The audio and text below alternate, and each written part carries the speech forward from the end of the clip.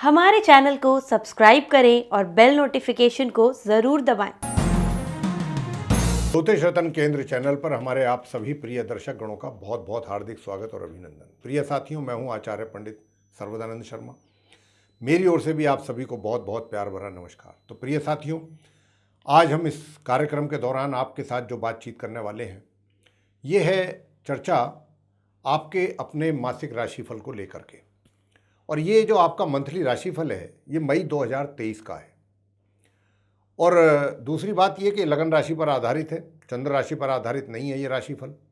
और तीसरी बात ये कि अभी जो हम आपके साथ बात करने वाले हैं, तो जो आप मिथुन लगन राशि के जातक हैं उनके विषय में बात करेंगे और बताएंगे कि इस मई 2023 में आपको किस किस प्रकार के परिणामों की प्राप्ति होने की संभावना अधिक है अलग अलग क्षेत्रों में। तो प्रिय साथियों, देखिए, ये और कुछ नहीं है। राशिफल क्या है? राशिफल सिर्फ यही है कि इससे हमको एडवांस में चीज़ों के विषय में पता लग जाता है, जानकारी मिल जाती है कि भाई हमको फलां क्षेत्र में कुछ इस प्रकार के नेगेटिव या पॉजिटिव रिजल्ट मिलेंगे, इस क्षेत्र में कुछ ऐसे मिल सकते हैं, इसमें ऐसे मिल सकते हैं। तो जब व्यक्ति को पहले से किसी चीज़ का एहसास हो जाए, पता लग जाए, आइडिया हो जाए, तो जातक जो है वो सचेत हो जाता है।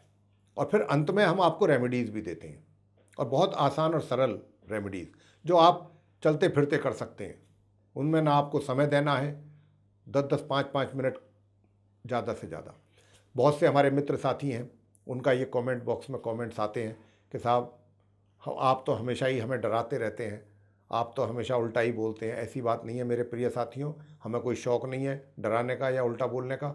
हम अपने कार्य को बहुत ही ईमानदारी के साथ करने की कोशिश करते हैं, अपने कार्य के साथ जस्टिस करने की कोशिश करते हैं। और वो इसलिए कि जो भी ग्रहों की स्थिति है, अब देखिए, ग्रहों की स्थिति अगर ट्रांजिट में अच्छी नहीं है, फेवरेबल नहीं है, तो हम कैसे कह दें कि आपके लिए रिजल्ट्स बहुत अच्छे आने वाले हैं? वो फिर चीज़ गलत साबित हो जाएगी। फिर आप अनुभव ये करेंगे कि हमको गुरुजी ने बताया तो ऐसा था, हो ऐसा रहा है, उल्टा हो रहा है उसके, तो वो अच्छा नहीं लगेगा। फिर हमारा यहाँ पर बैठ के आपको बताना, आपका मार्गदर्शन करना या प्रेडिक्शन देना, वो उसका कोई मीनिंग नहीं है। तो साथियों, हम जो भी आपके साथ बातचीत करते हैं, जो भी हमारे पास ज्ञान परमात्मा ने हमको दिया है, उसके आधार पर हम आपके साथ जो जानकारी साझा करते हैं वो बहुत ईमानदारी के साथ। लेकिन आपको डरना और परेशान होने की आवश्यकता बिल्कुल नहीं है। क्यों नहीं है? हमेशा हम आपको रेमेडीज़ भी तो देते हैं, आप उसको ज़रा थोड़ा सा ध्यान में रख करके जो हम बताते हैं रेमेडीज़ को, उस पर ध्यान दीजिए। और अगर आप उन रेमेडीज़ को साथ साथ करते हैं, हम हमेशा अपने प्रोग्राम्स में बोलते हैं, तो निश्चित रूप से आपको उसका लाभ मिलेगा। तो आपको फिर वहाँ पर डरने की, घबराने की या परेशान होने की आवश्यकता रह ही नहीं जाती है साथियों। तो आइए चर्चा को आगे बढ़ाते हुए अब आपसे हम मिथुन लगन राशि के जो जातक हैं, जेमिनी असेंडेंट बेस्ड जातक, उनके विषय में बात करते हैं। और सबसे पहले आप देख रहे होंगे, हमने एक चार्ट डिस्प्ले कराया हुआ है आपके लिए स्क्रीन पर हमारे ठीक पीछे। और ये मिथुन लगन राशि के जो आप जातक हैं उन्हीं का ये चार्ट है। और उसमें ग्रहों की स्थिति को पूर्ण रूप से और स्पष्ट रूप से दर्शाया गया है, कहाँ कहाँ कौन सा ग्रह बैठा है, किस घर में, किस राशि में, किस ग्रह के साथ बैठा है। लेकिन कुछ ग्रह ऐसे भी हैं इस महीने मई 2023 में कि वो अपना राशि का परिवर्तन करेंगे। उसके विषय में हम आपको संक्षेप में जानकारी दिए देते हैं।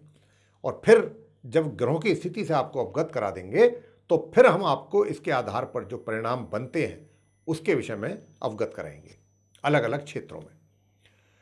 तो आइए साथियों, सबसे पहले बात कर लेते हैं। जहाँ पर 3 नंबर लिखा देख रहे हैं, ये लगन भाव है और जेमिनी राशि है, साइन है मिथुन राशि। मिथुन राशि के लॉर्ड बुध हैं, तो बुध की राशि है ये।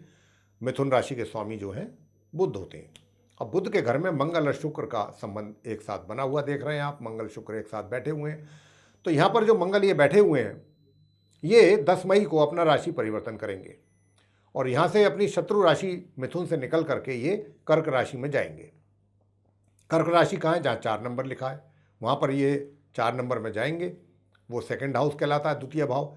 और जब ये वहाँ चले जाएंगे 10 मई को मार्गी और उदय अवस्था में, तो माह के अंत तक तो ये रहेंगे वहाँ। लेकिन ये फिर नीच राशि है इनकी, ये नीच अवस्था में आ जाएंगे मंगल। तो मंगल की स्थिति बिगड़ जाएगी, मंगल की स्थिति खराब हो जाएगी। तो इस मंगल से हम अच्छे रिजल्ट्स की एक्सपेक्ट ना करें, वही सही है 10 मई से माह के अंत तक। लेकिन आपको घबराना नहीं है, बार बार हम यही कहते हैं अपने प्रोग्राम में। अंत में हम आपको रेमेडीज़ देंगे, आप करिए तो सही। अगर आपने वो रेमेडीज़ की, निश्चित रूप से आपका समय बहुत अच्छा निकलेगा और आपको सुकून मिलेगा। तो ये स्थिति रहेगी मंगल की। शुक्र की बात कर लेते हैं। देखिए, शुक्र जहाँ पर अभी बैठे देख रहे हैं 3 नंबर जहाँ लिखा हुआ है मिथुन राशि में, उनकी मित्र राशि है ये और लगन भाव है ये। तो यहाँ पर ये 2 मई को आएंगे अपनी स्वयं की राशि वृषभ से निकल करके द्वादश भाव में है उनकी अपनी स्वयं की राशि, जहाँ पर 2 नंबर लिखा है।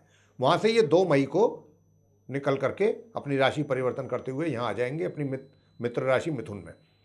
और फिर ये यहाँ पर रहेंगे 30 मई तक।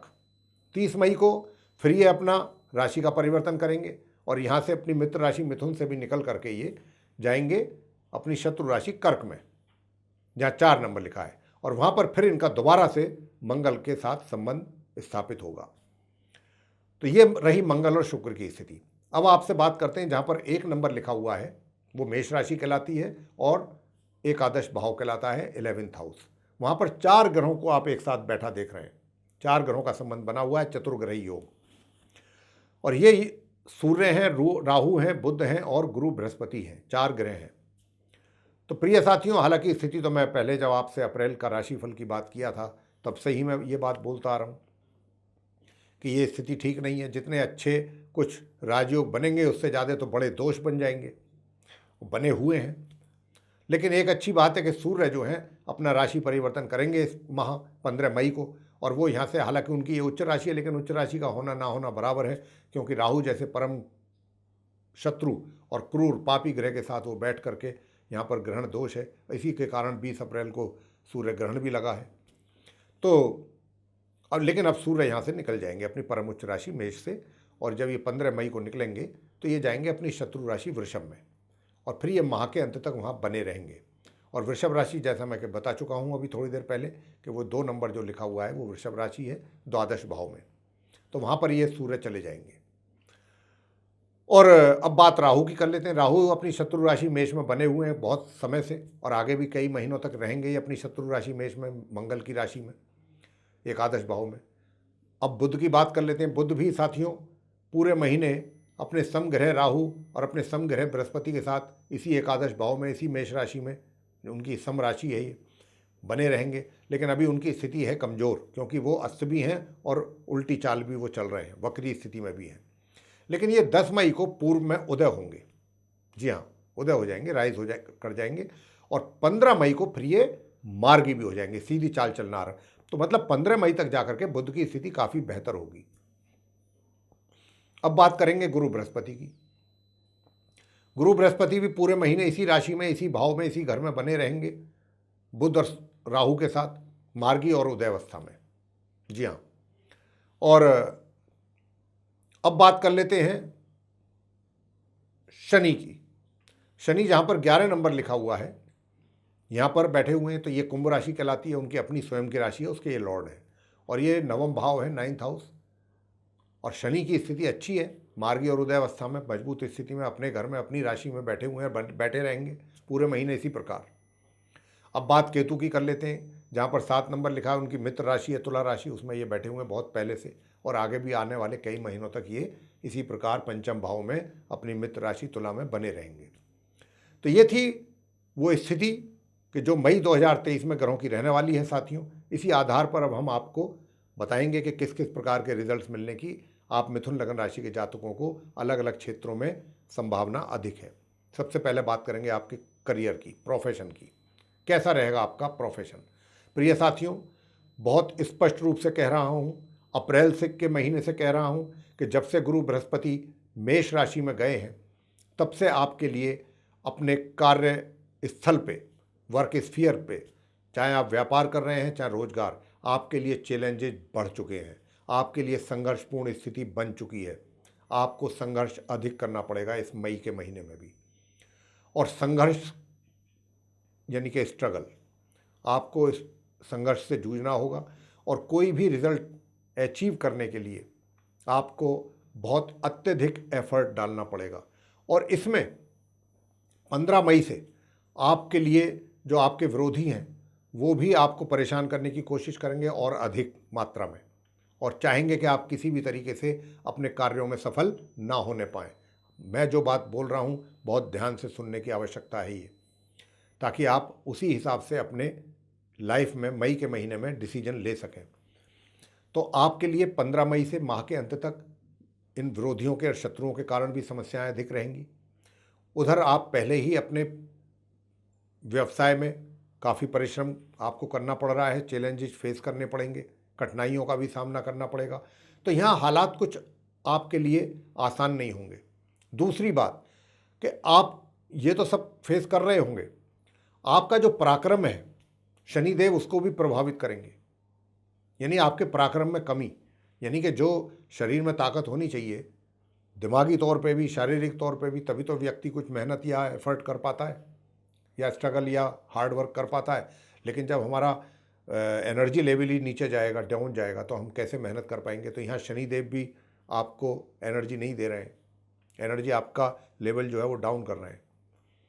तो इस खैर कोई परेशान होने की आवश्यकता नहीं है, अंत में उपाय भी देंगे, आप उनको करें, सारी चीज़ों में आपको राहत मिलेगी, लाभ मिलेगा। अभी तो हम आपको प्रेडिक्शन दे रहे हैं, वो आप ध्यानपूर्वक सुनते रहिए। तो देखिए, पराक्रम में जैसा मैंने कहा कमी रहेगी और आपके लिए ये महीना चैलेंजिंग रहेगा। आपको ये नहीं सोचना है कि मैंने प्रीवियस टाइम में मैंने इतना कुछ अचीव किया था, अब मुझे और आगे जाना है। अच्छी बात है, हमेशा ऐसा ही सोचना चाहिए, लेकिन मैं इसलिए भी आपको कह रहा हूँ कि थोड़ा मेंटली भी प्रिपेयर हो जाएं आप कि ये महीना या ये इस महीने मई 2023 में ग्रहों की जो स्थिति है वो आपके लिए सपोर्टिव नहीं है। ग्रहों का सपोर्ट आपको नहीं मिल पा रहा है, इस वजह से आपके लिए दिक्कतें परेशानियां अपने कार्य क्षेत्र में कुछ अधिक रहने वाली हैं। कहने का भाव ये है, तो आप उसके लिए मेंटली प्रिपेयर्ड रहिए, परेशान ना हो, उपाय हम आपको देंगे।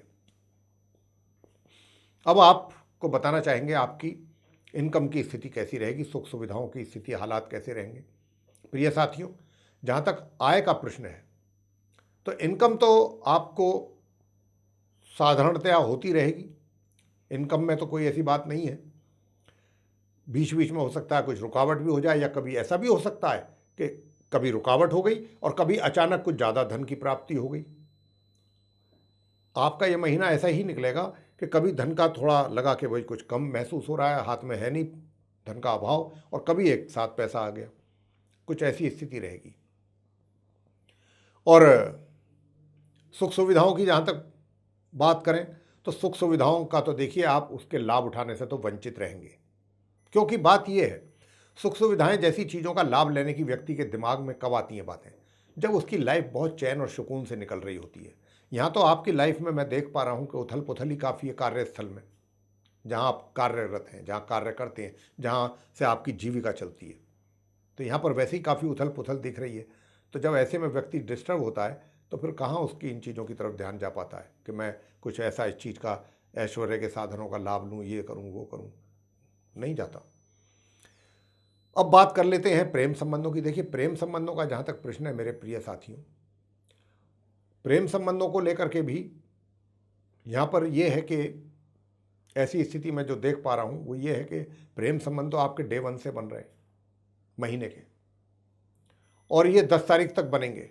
10 तारीख तक स्थिति ऐसी रहेगी। लेकिन यहाँ पर एक मैं बहुत फ्रैंकली आपसे बोलना चाहता हूँ कि आप रिलेशन में हैं या आपका अफेयर चल रहा है, यहाँ पर फिजिकल होने की भी ज़्यादा संभावना बन रही है कि आप फिजिकल रिलेशन में भी जा सकते हैं।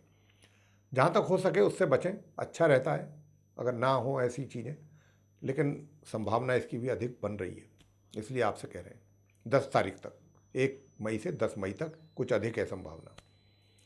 और उसके बाद जो है थोड़ा सा इसमें फिर कमी आएगी, और लेकिन 10 तारीख तक आपको थोड़ा संभाल करके चलना होगा। विवाह की जहाँ तक बात है तो विवाह का योग तो नहीं है साथियों, जी हाँ, विवाह का योग बिल्कुल नहीं है। अब बात करेंगे वैवाहिक संबंधों को लेकर के, मिथुन लग्न राशि के जो जातक हैं कि वैवाहिक संबंध कैसे रहेंगे। देखिए, 1 मई से 10 मई तक तो खट्टे मीठे संबंध रहेंगे, प्यार और तकरार वाले, और 10 मई से लेके और माह के बिल्कुल अंत तक बहुत ही आप रोमांटिक मूड में रहेंगे, और आप अपने साथी के प्रति बहुत कमिटेड और डेडिकेटेड रहेंगे, बहुत अत्यधिक उसको आप प्यार करेंगे और अपनी वैवाहिक जीवन का भरपूर आनंद लेंगे। मिथुन लग्न राशि के जातक 10 मई से माह के अंत तक। अब बात कर लेते हैं पारिवारिक संबंधों की। प्रिय साथियों, जो पारिवारिक संबंध है 1 तारीख से 10 मई तक तो मिले जुले संबंध रहेंगे, सामान्य जिसको कह देते हैं।